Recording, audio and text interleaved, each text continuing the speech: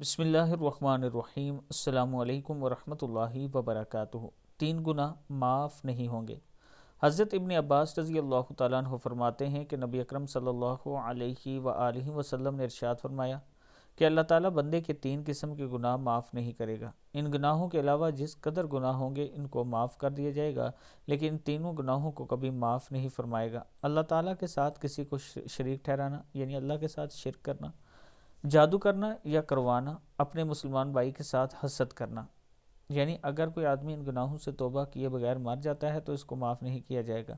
ان گناہوں کے علاوہ اور جتنے گناہ ہوں گے اگر اللہ چاہے گا تو معاف کر دے گا۔